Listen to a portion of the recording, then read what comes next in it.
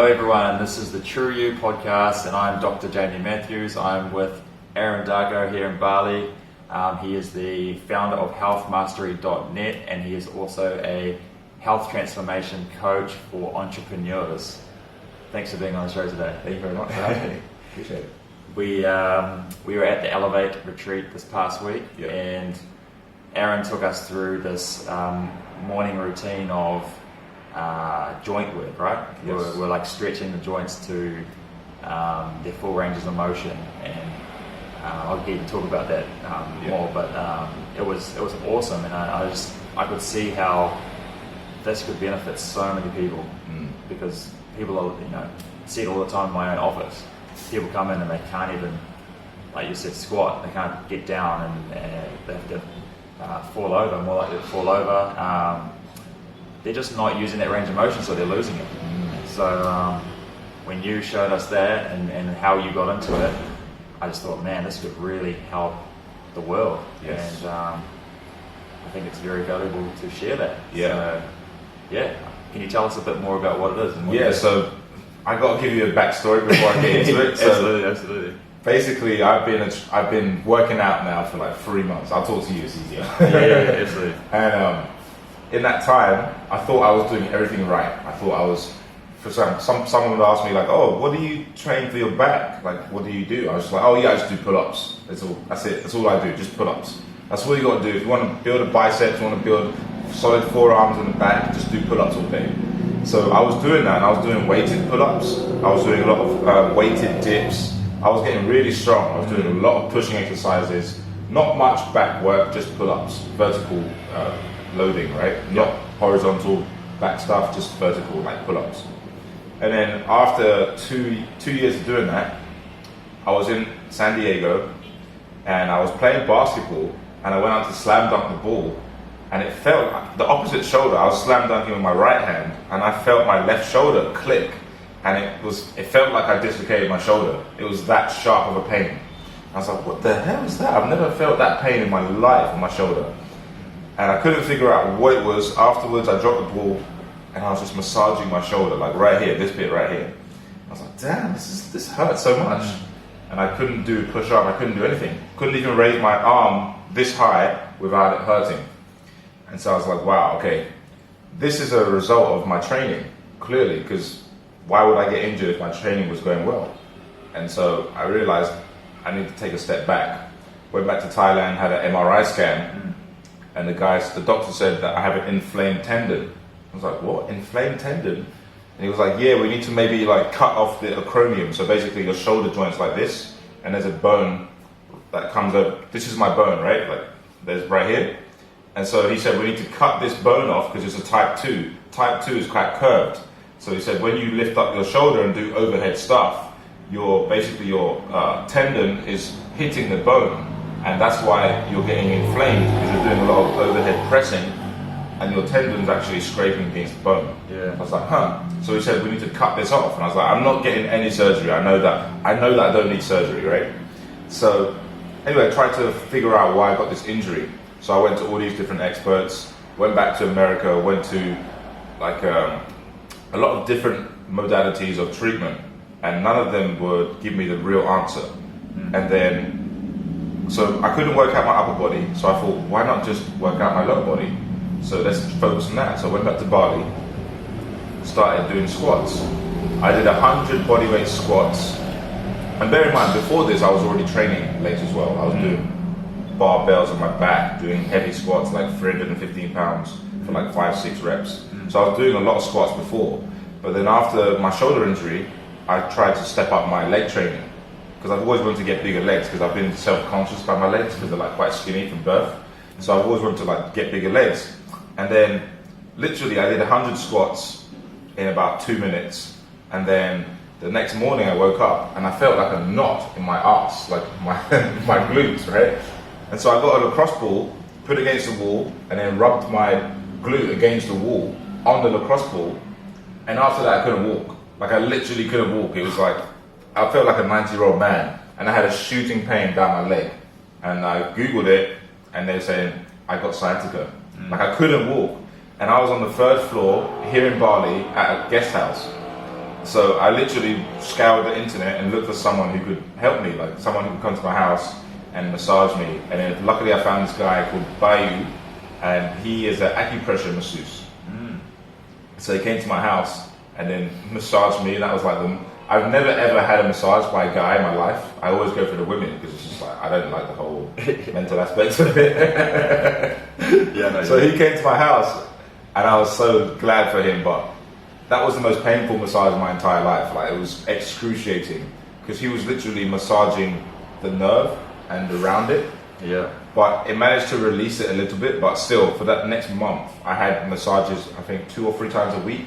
I was on painkillers and I couldn't walk properly. Wow. And in that time I did Wim Hof, that's another conversation. But so after that I went back to America and I was still trying to figure out why I got injured. I didn't understand why.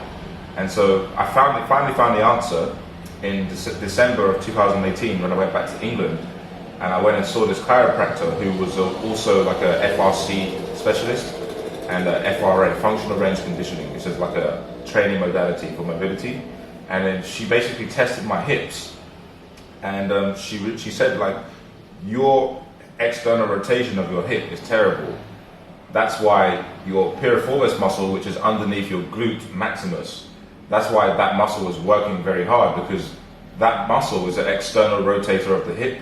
So when you're doing squats, you have to be in external rotation, and if you don't have much external rotation of your hip, that muscle is going to work so hard.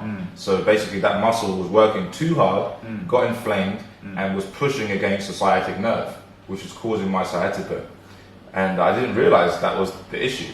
So I was like, oh, I just need to work on my hips. She's like, yeah, your hips are fucked. I was like, oh, okay. She's like, don't worry, most people's hips are fucked. I was like, oh, that's cool then. So from then, she started giving me homework, and she started giving me exercises for my hips and my shoulders. She explained why I got shoulder issues, is because I wasn't taking my shoulders through their full range of motion, but I was loading them constantly in a position where they weren't strong, because I wasn't strengthening my joint. My joint was weak, but I was putting load and weight on top of a weak joint. And so when the load is greater than the capacity of the joint, you're going to get injured. And that's what happens to most people. We see it all the time. Injury rate is just increasing because most people don't move their joints, but then they're loading their joints that are weak. Like, if you load weak tissue, you're going to get injured. And so that's what sent me on that path. So I found the solution in December, and then in February of 2019, which is as we're recording this, I went to the seminar to get certified.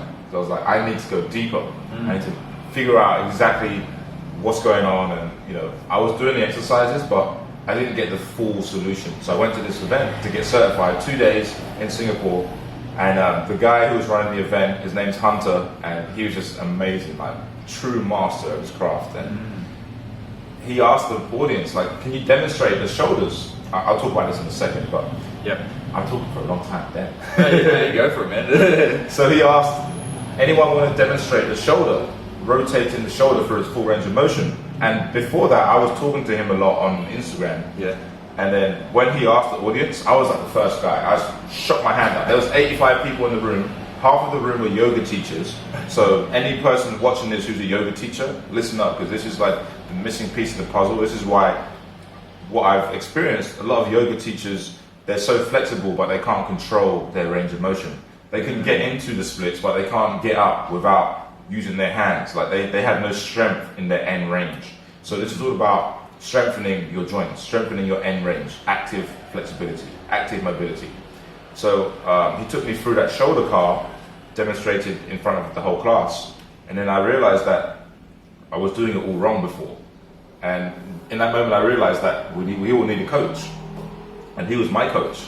So I absorbed everything, and from that day I've been continuing the morning routine ever since. So we're in October now, so that's 8 months. Yeah, 8 months I've been doing it every single morning. And now my shoulder can go up here without pain. Before it could go here, but now it's up here. There's no pain, there's no impingement there. And what it does, so I explain the principle of what I'm talking about. So the morning routine is the controlled articular rotations. So basically, you're taking all your major joints through their full range of motion every day. And when I tell this to people, they're like, yeah, why would I give a shit about that? So I have to use an analogy to teach them, right? Because people don't understand what they don't understand. So the analogy we like to use, I should say, because I learned it from Hunter, is imagine I'm a dentist, and imagine you haven't brushed your teeth for 45 years. And you come to me after 45 years of not brushing your teeth. What do you think your teeth are going to look like, right? Yeah, horrible. Yeah, it's going to be horrible.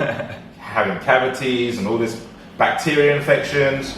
So as a dentist, if I have a patient who comes into me after 45 years of not brushing their teeth, what can I do? I can only clean it up, I can clean what's there, and I can also teach them how to take care of it moving forward, right? So it's the same concept with joints. It's like we haven't been moving our joints through their full range of motion for pretty much our whole life. So when we go to a chiropractor, for example, and we say, oh, I've got a bad back, it's not that you got a bad back because you picked up your phone off the floor and you threw your back out. That's a result of all the years of not doing work on your back. Your back doesn't move like a back, therefore it's going to give way at some point. Your body's just had enough. That point when you have injury, your body's like, oh, I give up, right? There's too much load here. I can't take it anymore. It's just exhausting.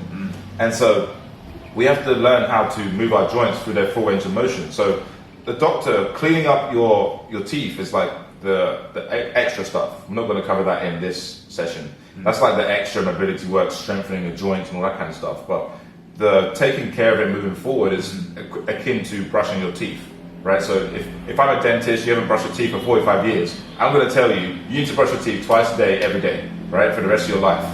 And that's going to prevent more shit happening. And you're going to keep the current teeth, and we're going to clean it up a little bit, but you're going to keep this set of teeth for the rest of your life. And you're not going to get any more cavities. So it's the same concept with joints. It's like, if we take care of your joints moving forward by having a morning routine where we take all your joints through their full range of motion, that's going to prevent, for example, knee replacement, hip replacement, frozen shoulder, like all these different issues that people have because they don't move their joints. They're sitting 8 hours a day, and then they go in to do CrossFit and they're loading their bad hips. Of course they're going to get injured. Of course, their body's going to compensate. They're going to get bad back. They're going to start feeling all these different aches and pains everywhere else in their body because their body's just compensating. It's really good at compensating for movements. That's why people don't get injured instantly, but they get injured over a consistent period of time, right? Like 6 months. And then you're like, oh shit, where'd that come from? Yeah. So taking care of our joints daily is very important. It's like brushing our teeth for our joints. Yeah. So every single day we've got to do it because we're here in Bali and we see like 75-year-old, 85-year-old men sitting in a deep squat just playing on their phone. Yeah. Like literally just super comfortable. But if you went to, for example, New Zealand, Australia, even anywhere in the Western world, and you tell an 80-year-old person, an 80-year-old female, man, doesn't matter, to go and sit in a deep squat, knees over their toes, ass nearly touching the floor, they would not be able to do it. They'd just fall back on their ass. Yeah. And that was me 3 years ago. I did that for the first time when I was 27, and I couldn't do it. I couldn't do a deep squat. I fell back on my ass. Now I can do it, but it's improved after I've started doing these morning routines because it works my hips. I'm moving my hips every single morning, every single day through their full range of motion. And so if you don't use your range, you lose it. So when we're a kid, we can sit in a deep squat, like our ass to the grass, right? Yeah. But we lose that range over time because we don't use it. So that's the basic premise of this whole training is you need to use what you have to keep what you have. And if you want to move pain-free, this is another thing. So Hunter said he works with Cirque du Soleil people, and he works with athletes, some baseball players and basketball players. And he said the price of being an elite level athlete is your health. Yeah. Like when you're an elite level athlete, you're doing movements that are not normal. Like exercise is made up, right? Like exercise, yoga, all of these modalities are made up. Back in the day, we didn't have any of this shit. We just went and like picked up logs and picked up rocks and like fired rifles and shit. Yeah. Like all this exercise in the modern day is all made up. So it's not natural for the human body to do this on a consistent basis. Right? So that's why all these athletes get injured because the price of being an elite level athlete is your health. And also, moving your body through their full range every day is is the most important thing. But if you're an athlete, you have to train in a specific way to exert force in a specific way. So what was I going to say? I was going to talk about. I forgot what I was going to say now. I'm talking too much. This is the most I've ever talked in my fucking life. You're just on a roll, man. It's great. Yeah. So it's good. Yeah. So taking your shoulder, for example, and teaching people how to do this. This is the most valuable thing that I could bring to the event to elevate. Because I was thinking, it's not that fun to do this, but it's needed because people need to understand more about their bodies. Like as a trainer, I don't want you to depend on me. I want you to have the tools to fix your own body. Yeah. And that's really my focus with my clients is I don't want them to depend on me. Like a lot of personal trainers, they don't tell you this, but they want you to keep paying them and they want you to keep relying on them. Yeah. And that's really not serving at the highest level if right. you're doing that. Like you're just in it for yourself. It's not about them, it's about you. Yeah. And I feel like a lot of people, especially people that come to me, they feel that from other trainers. They can sense that, and it's like your energy, you can't fake energy, right? Like it's just the intent that you have that people feel if you're in it for you or if you're in it to actually serve them and give them what they need. Exactly. Yeah. The cool thing as well is it's not complicated. It's simple what you do. Yes. And it was actually fun to follow your routine. So I think a lot of the best things out there are simple. Yes. And if you can implement it that easily and change your life drastically, that was awesome. Thank you. Because I've seen 70-year-old women who have hip replacements, and it's like that's just a result of not taking care. It's the same concept, same analogy we use for the dentists. That's like having having like 10 cavities in your teeth when you're 70 years old because you haven't brushed your teeth every day. It's the same concept. Like, if you take care of your joints every day, you're not going to have a hip replacement when you're 70. Like, it's just not going to happen because you're using that range, that tissue. You're strengthening that tissue. You're sending neural pathways to your central nervous system that you need this. You need to use this part of your body, right? And this is what I was going to say. So Hunter said he works with clients as young as 18 and as old as 80. And the 80-year-old just wants to be able to lift her shoulders up without pain and hold her grandkids. So right? True, like little things like that. Yeah. And he said at some point, you're not going to care about throwing up loads of weight on a barbell back squat or a snatch or whatever you want to do. You're going to want to just move better without pain. Yeah. You just want to feel good. At some point, that will be your main goal for your body. It's just, I want to feel good. Like, I want to wake up every day without pain and do what I need to do with my body and not feel pain. Like, if I want to go hiking, I can go hiking without coming back with a bad back. Yeah. Or if I want to go for a run, I can go for a run without feeling like bad knees or something like that. So that's really the goal for most people as they grow older, right? They just want to be able to move better without pain. Yeah. And that's why I'm passionate about mobility. It's because it's just something that we can do every day that doesn't take much time. It takes about 10 to 15 minutes to do the routine once you understand it, and then you go about your life, and you can do it wherever you are. So for example, we were sitting in the room and I was doing like ankle curls, like whilst we were sitting down at the seminar. I was just taking my ankle for its full range of motion. And these kind of things are accessible for everyone. Everyone watching this has a body. Everyone can do this. It doesn't take much time. It's just really easy. Like I can do my elbow while I'm sitting down. Like, that's how simple it is. I could do my wrist, take my wrist for its full range of motion and stuff like that. Yeah. He's got some very specific ways to do it, but and you're going to make a video. Yes. Yeah. That's right. Yeah. Yeah. So that's going to be online on your YouTube. On my YouTube. Yeah. Yeah. So we can link to it. Yeah. I'll link it up. It might be ready by the time I put this out. So we'll see. And I'm sure. Yeah. If you guys could just implement that, watch it, and practice that, then. Yeah, I'm sure it's going to make a massive difference. Yeah. Is there anything else? So, what I'm curious about is what you do, because I'm always looking to add more things, right? Yes. So, because this is like a longevity thing, it's for, how can we maintain this for forever? Yeah. And what you do is like more like, it sounds like instantaneous. No, it's not. It's not instant? It's more an unraveling. Okay. Yeah, because you have an impact in your life, a physical impact. Then your body starts to compensate and it changes gradually. Once you go back and work on that, let's say it's been there for 20 years, your body's been altering itself to compensate for 20 years.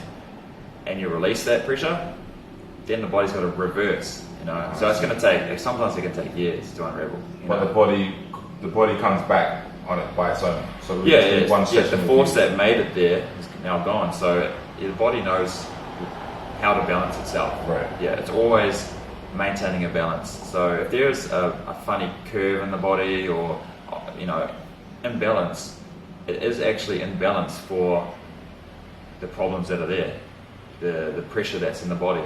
So that's the way I look at it now. Even though it looks misaligned, it's actually in a balance. So once you release that pressure, then it's like a counterweight that's now gone. So now it has to balance itself out just naturally. So yeah, it's all about, you know, taking off those layers of what's stopping us from, you know, living our best life. Yeah, and that's what I like about what you do is, because this podcast is called True You, getting back to being able to live our best life without, you know, the blockages and longevity. Yeah, and joint health is so important. Most modalities, for example, the room I was in that taught me this, half the room were yoga teachers, like experienced teachers. Yeah. They didn't know about this stuff. It's like the prerequisites. We need to have prerequisites before we're doing a movement, right? So, for example, if you can't sit in a deep squat, you've got no business putting a barbell on your back because you're going to get injured over time. Like, it's going to happen because if you can't do the movement first before the exercise, it's a movement before it's an exercise, right? Like doing a squat, like that's a movement. You should be able to do a squat with your body weight. And if you can't do a squat with your body weight, then you have no business putting weight on your back because you can't move properly. So first we need to undo, like we need to go back to basics, but most people don't want to do that. Like that's the foundation. It's like going back to the basics. All right, you can't squat. What are the factors holding you back from doing a proper squat? Ankle dorsiflexion, like knees over toes, knees and hips. Right? Those are the main components to a squat. And for most people, it's the hips is the biggest limiter. It's like they can't sink their hips lower than their knees because they haven't got any external rotation, no internal rotation, and that's the problem. So then do the controlled articular rotations, the morning routine, every day over the course of, it's not going to be magic. It's like brushing your teeth after 45 years. If you've never brushed your teeth before, it's not like your teeth are going to be great after one day. It's the same concept here. It's like people are like, oh, how long does it take? I used to be that guy too. How long does this take? Then you take your mind off the macro goal of like what you want and just focus on the micro. So literally like focusing every day on just doing the routine and just committing to that every day. And then all of a sudden a month will go by and you'll be like, oh shit, I can like sit deeper in a squat now because my hips are open a bit more. Because what happens is if you keep doing this over time, you're basically improving the space inside of the joint capsule so your joint can move easier. And that's what happened to me. Like I can sit better in the squat now. And now my whole thing is like more ankle dorsiflexion. That's like the hardest things. Getting your knees over your toes because we don't use our ankles ever. So even doing the rotations for the ankles, that's most people, they feel like lots of cracks and shit because we don't move our ankles, like never. So to do a better squat, you need to look at the ankles, the knees and the hips. And strengthen those and then people will notice a lot of difference. Because a lot of the tension, as you know, is in the hips, which affects the back. So people think they have back pain because they have a bad back. It's because they've got fucked up hips, right? Right, pretty much. Like it's all connected. Like, that's what I learned when I got injured because I feel like everything happens for a reason. It's made me a better coach because now I understand more about the anatomy because I had no idea about it. Like I was a fitness trainer. This goes to show you how many fucking idiots there are in the fitness space because they don't know about human anatomy. They just know the exercise. But knowing the exercise and knowing how it affects your body, for example, those are two different things. Like that's a whole another learning curve and how this bench press is going to affect your physique. Like if you've got a bad shoulder and I'm going to get you to do bench press and I know exactly how you should be doing bench press, it doesn't matter because your joints are not they're not conditioned to handle that movement yet. So we need to assess before we assess, don't guess is what they say, right? Like assess the person before you give them exercises. So that's what I do. Like for example, Emil, he was one of my clients and I assessed him before I get programmed this workout. Yep. I want to see how his joints are moving, how his elbows are moving, to see, okay, can he supinate? Like, can he put his hands flat, or are they like this? If he can't put his hands flat, that means that he's got no business doing a flat bar barbell curl, because he's going to be compensating, because he can't get there by himself. And if you're going to force the joint to get there, then your some part of your body is going to compensate. Maybe your shoulders, your neck. And so it's very important to do that, because otherwise you're going to get injured, and that's what we don't want. But again, so what I tell all my clients is to get assessed from someone in their area, someone who's like local to them, who's an FRA specialist, because I can assess you from your morning routine, but the real assessment is like in person. That's like the best. But the second best is on camera, and then I can see, okay, you can't pronate, so let's not give you that exercise. Let's give you this exercise, right? Where you're not. You can still train, but you're not actually hurting yourself whilst you're training, right? So things like that. There's ways around it where you can still create like a monster athlete, but not injure them in the process. It's biggie. So what else do you offer? So you're offering this joint work. What else do you offer these entrepreneurs? So a lot of it's optimization with their routine. So a lot to do with stress, like stress management. Taking care of themselves. That's a huge part, because most people are stressed out in their minds, and the worst thing is they don't even realize it. They're just like so busy. And it's like, dude, slow down. So I help them make more money with less work, because when they realize that they don't need to be working 12 hours a day, like one of my friends, he's a trader, really big guy in the Bitcoin blockchain space, and he realized that he didn't need to work 12 hours a day.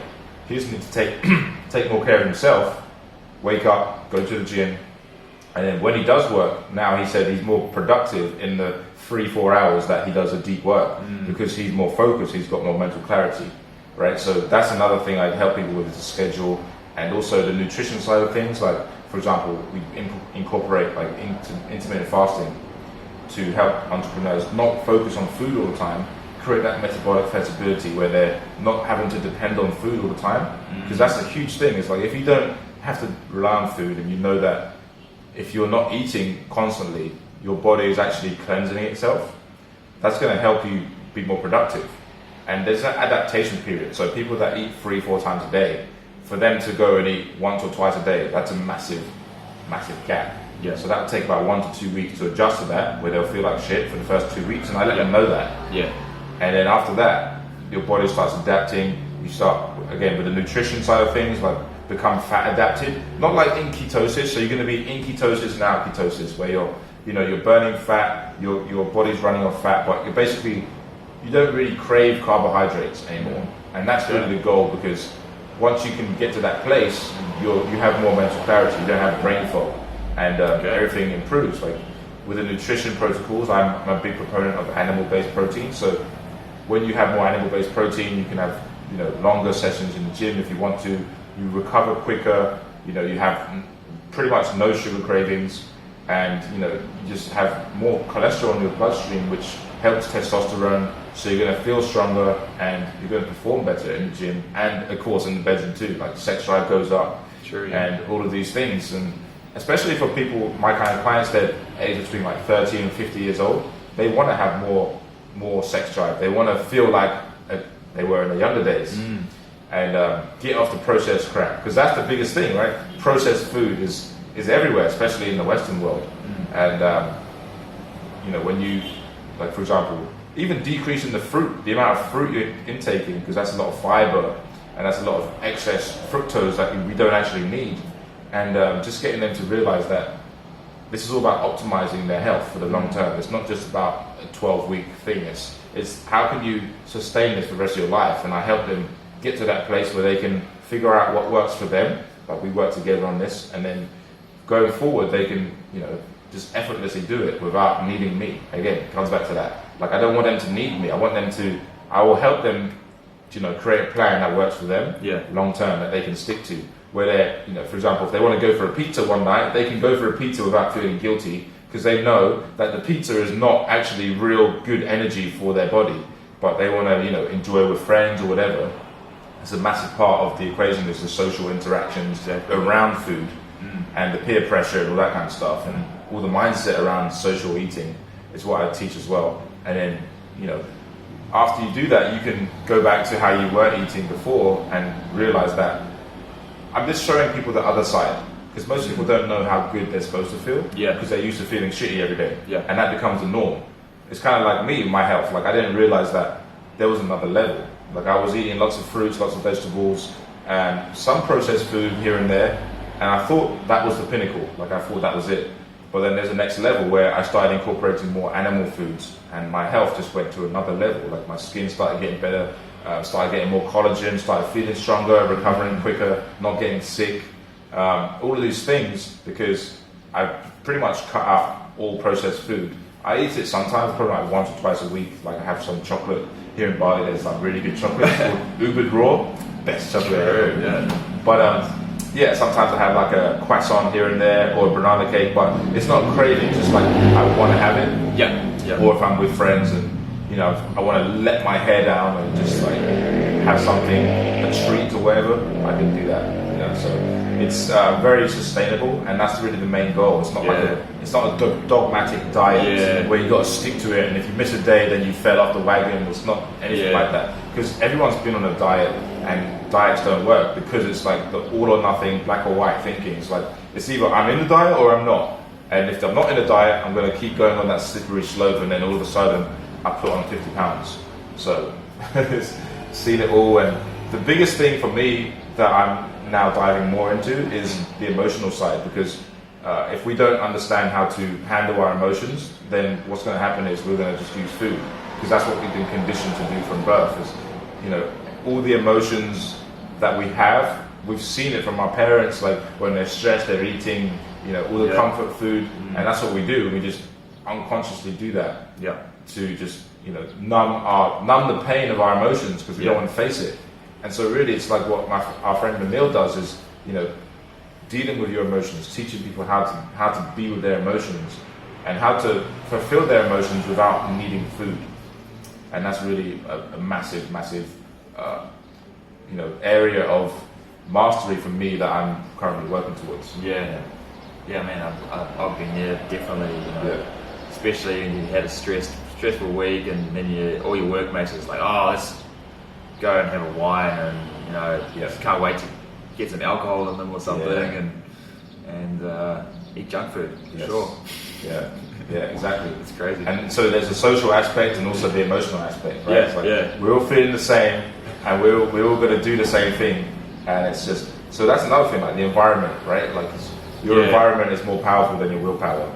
It's like, I always use the analogy that if you've got two people, one person, they both want to quit smoking. They have the equal amount of desire to quit smoking, but one person A, all their friends are smokers, and person B, all their friends are like fit people who don't smoke at all. So person A has no chance of stopping smoking, because their friends are smokers. So no matter how hard they want to stop smoking, if they're hanging out with their best friends, all their friends are smokers. So eventually you're going to creep back into that identity of I'm a smoker. And you're going to fit into that social group because people want to fit in, right? Yeah, exactly. So the other person B, they want to quit smoking, and all their friends don't smoke. So if they continue smoking, they're going to feel stupid, and they're going to feel like outcasts from the group because their friends don't smoke. So it's easier for them to stop smoking to then fit into that group. Yeah. So the environment is a huge factor, and if your environment, if you're watching this, your environment is like, you know, you're surrounded by people that love candy, love all the bad foods that you know are bad, or sorry, I shouldn't even say bad foods, just all the processed foods, right? Because labeling foods bad is actually bad for the psyche, because that actually promotes the all or nothing mindset, right? So if you're surrounding yourself with people that are constantly, you know, mistreating their body, eating all these foods that are going to spike their blood sugar levels, and increase their risk of diabetes and high blood pressure and all that kind of stuff, then even though you want to eat healthy, you're going to be more inclined to eat all that crap because you're around it all the time. So changing your environment, like coming to a place like Bali where everything's healthy, is a good idea for some people. Or just looking at their environment and analysing it, auditing it, and being aware of what their environment affects them, like what effect it has on them. Yeah. Just thinking, man, you're a wealth of knowledge, man. So all these different areas, I just want to know more and more. Yeah. Have you got like a book, or have you releasing one, or thinking of doing one? No, actually, my book's probably going to come out like in a decade or something. I haven't given it much thought. I wonder what. Yeah. But yeah, the YouTube channel is where most of my content is. My Instagram. Yeah. And just started following Aaron on Instagram. Yeah. Always putting on content, a lot of valuable stuff. So highly recommend linking up. Yep. And so what is your Instagram? The Real Darko. The Real Darko. Yep. And what's your YouTube channel? It's just Aaron Darko. Aaron Darko. Yeah. Sweet. Any other way that people can get in touch with you? Yeah, if you go to healthmastery.net, Yep. you can check out like why I do what I do, story, and then you can check out the stuff there as well. Awesome. Yeah. Well, thanks for being on the podcast today. Thank you very much. And really looking forward to what comes of the direction you're going in. And yes, I'm sure if we can collab in the future, that'd be awesome. Yeah, absolutely. Yeah. Thanks, man. Thank you very much. Appreciate it.